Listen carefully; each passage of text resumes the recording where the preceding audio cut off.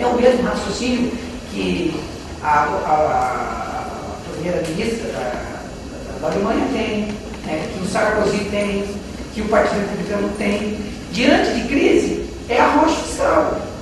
A ideia é sempre a ideia do controle da demanda. É a ideia da reestruturação, mas é mediada pelo controle da demanda. Entendeu?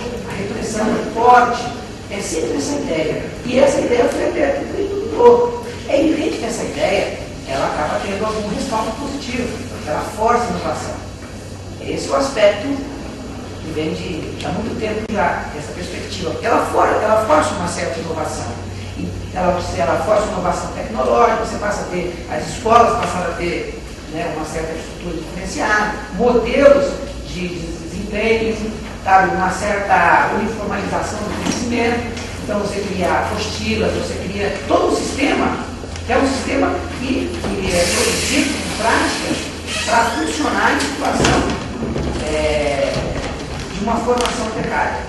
Entende? Então eu acho que isso funcionou, incorporou muita gente, aumentou a massa de professores, massa de alunos, aumentou o número de alunos no ensino fundamental, no ensino médio. Professor, dentro da pergunta dela, os funcionários e o nosso cliente, a pessoa da inclusão, que vem de origem social já bastante evangelizada, quem beneficiou essa política? O público que prejudicou? É ideológico, né? Ou seja, o programa público do SPB, a quem beneficiou de fato e a quem prejudicou? Eu acho que tem limites desse tipo. E o que é interessante é que esse tipo de política ela encontra limite no próprio funcionamento geral da sociedade, da economia. Porque chega um momento em que esse tipo de repressão do investimento ele acaba batendo na própria capacidade da sociedade de se inovar, de se desenvolver, né? E acaba tendo um limite porque as sociedades são competitivas, né? Os países são competitivos, né? Eles perdem essa capacidade, então há um limite disso, né? Agora, por outro lado, a perspectiva de crescimento ela tem que ser discutida também. Por isso eu queria agora voltar para a sua questão. Porque a perspectiva do crescimento, eu acho que essa polarização que é feita entre ajuste fiscal ou crescimento, fica como se fossem as duas únicas alternativas. Nós tivéssemos que enquadrar, ou a gente aceita ganhar pouco e ter pouco investimento em educação, né? Ou a gente aceita ter arrojo, às vezes aliviado com a pressão do aumento do emprego, mas a gente tem que se conformar com o crescimento. A gente tem que engolir o crescimento do jeito que ele vem. E ele vem com um padrão de destruição do meio ambiente, né? O crescimento vem com um padrão destrutivo do meio ambiente impressionante, né? Ele vem com um padrão de destruição das relações sociais, comunitárias, territoriais, construídas historicamente, bairros são desmontados, comunidades são destruídas, né? Experiências são diante da possibilidade, sabe, de movimentos, de protesto. Então, o crescimento tal como está colocado, inclusive, no plano da habitação, né? Ele é oferecido como possibilidade agora de você ter uma casa, né? E a população, evidente, com a demanda, com a necessidade de ter casa, ter escola, essa população vai para longe. Ela vai onde está sendo oferecido, né? Ela vai acompanhar isso. Só que isso cria justamente um problema que é o direito à cidade. O direito à cidade, para a nossa sociedade contemporânea, é um direito elementar. Né? O direito à cidade é a possibilidade de se reproduzir dentro de condições igualitárias, mesmo que seja diferente do ponto de vista social. Viver na cidade, existem pesquisas quantitativas que demonstram que os pobres de faixa de renda igual, dentro da cidade e fora da cidade, têm comportamentos diferentes, oportunidades de vida diferentes.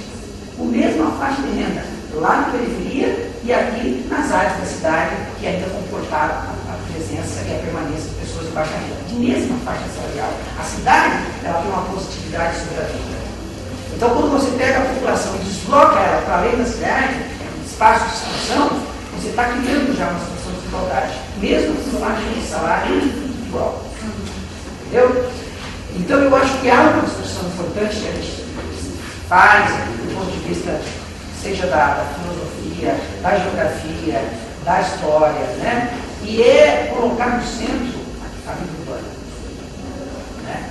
Colocar no centro a vida urbana, e eu acho que em que sentido é colocar no centro a vida urbana? Em primeiro lugar, é preciso, já que a sociedade é produzida, já que essas infraestruturas, elas definem tanto as possibilidades de acesso às coisas, sejam estruturas escolares, como de transporte, sabe que elas determinam tanto assim, nós temos que ter algum poder sobre a produção dessas coisas. Né? Como seria? Algum poder. Tem o poder, primeiro, de... ele tem várias escalas. Eu não consigo mostrar para você, se nós tivéssemos a ver, a gente teria resolvido. O problema é muito complexo. Mas eu acho que há que ter controle do excedente. Há que ter o maior controle do excedente. Poder econômico gera poder político e poder territorial. Como nós somos cada vez menos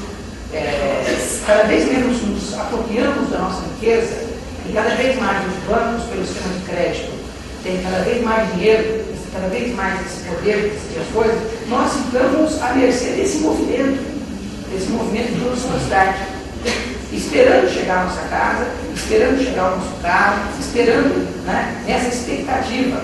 E tem uma frase de um autor que é interessante: o capitalismo ele está caindo, mas ninguém quer que caia. Está todo junto na expectativa de seguir com o seu crédito, de conseguir um crédito.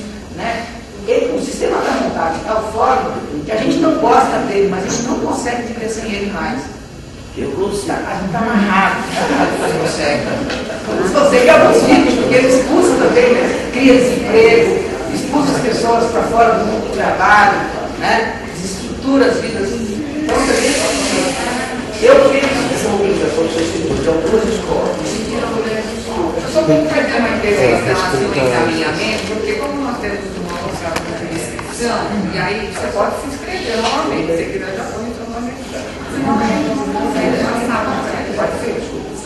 Pode ser. Pode ser. Só uma coisinha sobre a tua questão. A tua questão é muito interessante. E ela tem, a tua questão que ela fala ali, é muito interessante isso, porque a reivindicação de que o aluno tenha direito a uma escola de raio de 2 quilômetros, se eu não me engano, se é isso, essa foi uma reivindicação social, popular, porque em muitos lugares não tinha escolas. E a Constituição acabou, né, se adequando a essa realidade. Só que olha como o aparato regulatório, institucional e territorial, ele acaba muitas vezes voltando contra o movimento social num outro momento. Isso eu não acho que tem que tirar isso, acho que isso deve continuar como direito. Só que esse direito não pode passar a ser um dever. Você entende? Porque um estudante da classe média que estuda na escola privada, ele pode ir a qualquer lugar. Ele pode sair de Cotia e vir estudar na melhor escola de São Paulo. Agora o estudante da rede pública não. Ele tem que encontrar um nível territorial. É isso. Então é preciso uma mudança nesse sentido, e que envolve uma mudança de transporte. É evidente que se você permite o deslocamento através do metrô, através do transporte público, ensino médio principalmente, ou escola profissionalizante, que venha ser colocado no centro, você tem que ter uma política de deslocamento dessa juventude. Né? Então o transporte é caro, fazer deslocamento para algumas pessoas que volta, todos os dias fica caro. Então envolve políticas setoriais. Né? Territoriais para resolver esse tipo de problema.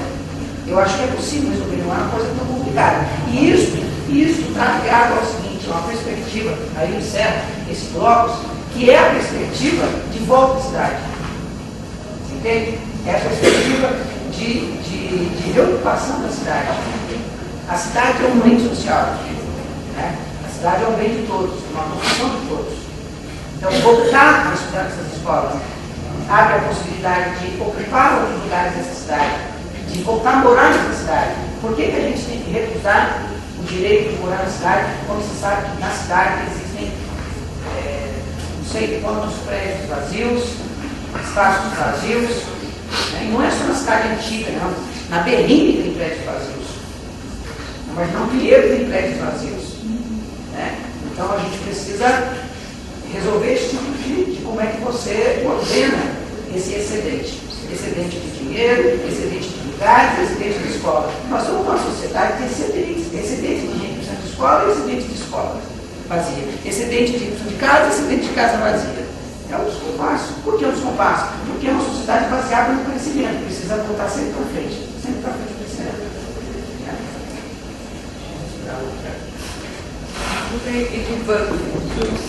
Edivando, Laerte, Olívia e Ana.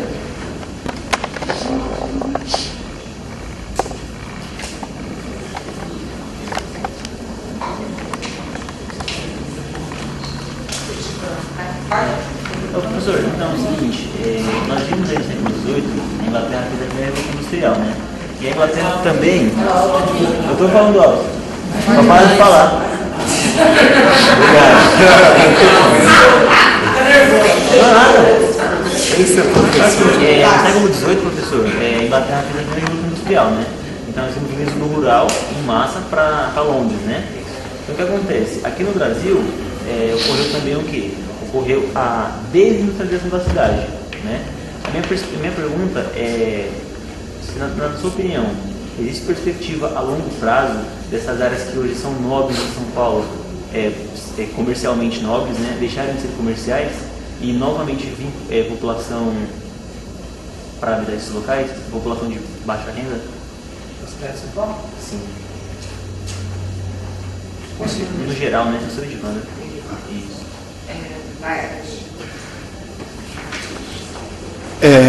Nós estamos estudando as obras de Paulo Freire nas minhas aulas, e o Paulo Freire não separa a educação da política, né, da conscientização política.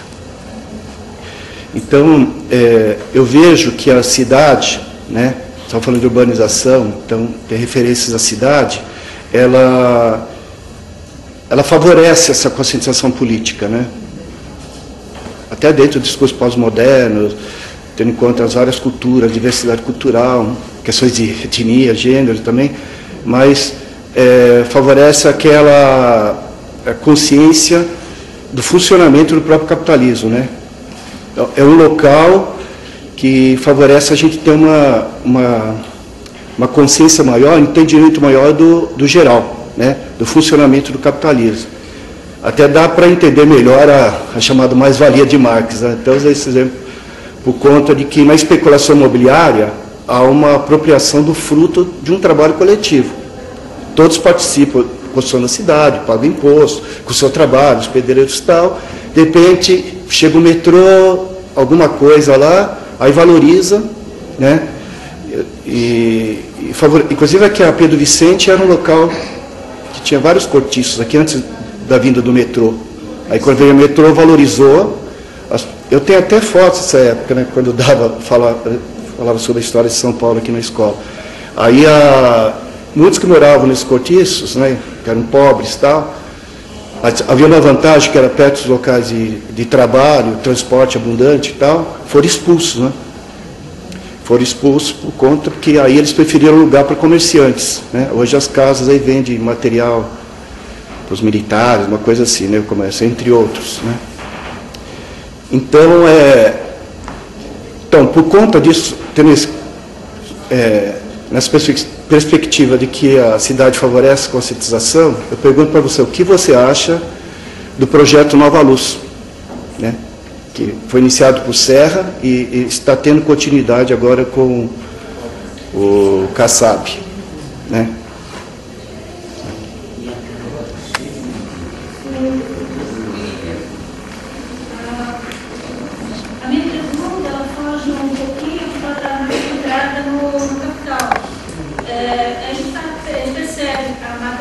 Do capital, como na dimensão territorial. Por exemplo, o Brasil está concorrendo agora a um projeto que vai chegar, é como uma feira, só que vai precisar de um espaço que tem a dimensão de 3 de Ibirapuera. Tem um espaço reservado aqui na região noroeste, Pirituba, Jaraguá, Anhanguera, esse pedaço aqui. Então, essa é uma forma de materialização do capital. A gente tem também, quando se começou a política de fornecer livros didáticos, apostilas, uma outra forma de materialização do capital. Agora, a minha pergunta quando você começa a fomentar o ensino à distância, não seria uma tentativa de materializar o capital, mas num ambiente virtual? Não sei se foi.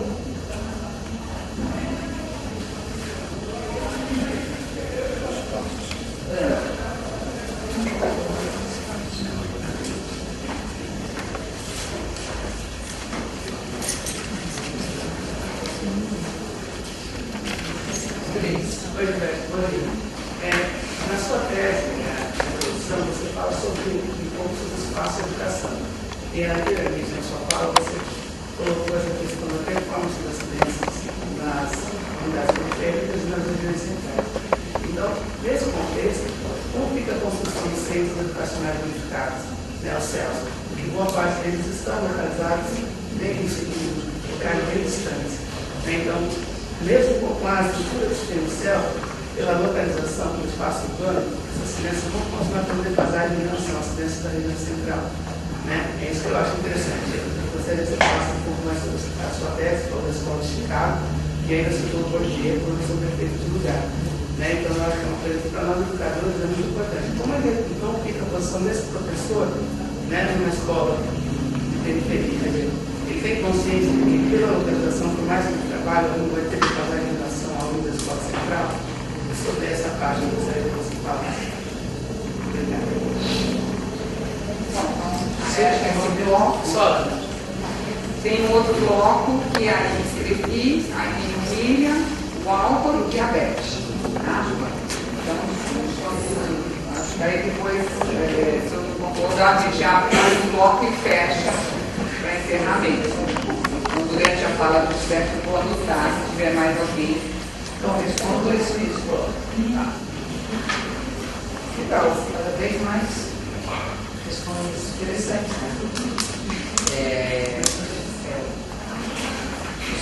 O céu.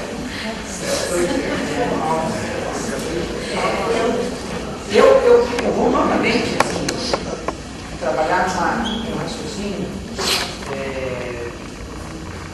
da educação, nesse espaço, toda a educação, apesar da questão dela coloca uma questão da imaterialidade, né, justamente em função da educação virtual, mas a educação envolve um conjunto de cultura material, né? Ainda que a educação, o ensino, assim como a cultura, é um universo imaterial, né? Há sempre uma base física de reprodução disso na escola, no museu, os eventos que acontecem no espaço, que se materializam no espaço, que vão formando a identidade, né? A sua visão de vida, a sua concepção de mundo. Sempre tem uma relação, como geógrafo, sempre lido com uma relação entre o fluxo dessas coisas, seja de ideias, de informação, e a materialidade desse fluxo, né? A construção do céu, um objeto que se coloca de forma diferenciada dentro do espaço de áreas da periferia, né, um certo padrão de urbanização, o céu é uma coisa diferente. Né? O céu é diferente. A estrutura, né, as possibilidades que acontecem ali é diferente. Agora, o céu dá conta, né, até onde ele vai, até onde ele permite, né, quais são os limites que existem. É como se perguntar, assim, um lugar que não tem escola, ter uma escola, mesmo que seja precária, vale a pena? Vale. Né? Se você não tem escola, tem alguma coisa, a possibilidade de ir na escola, veja que o professor não tem uma boa formação, eu acho que é um direito de lutar para transformar. O céu é um instrumento diferenciado, eu vejo dessa maneira. E reflete, inclusive, na transformação do entorno, de alguns lugares. Né? Agora, eu penso que talvez também o céu pode ser uma forma ideológica também de oferecer, hipoteticamente, um pouco de cada coisa da cidade. Então, ele é um lugar que oferece esporte, ele é um lugar que oferece literatura, recreação, ele oferece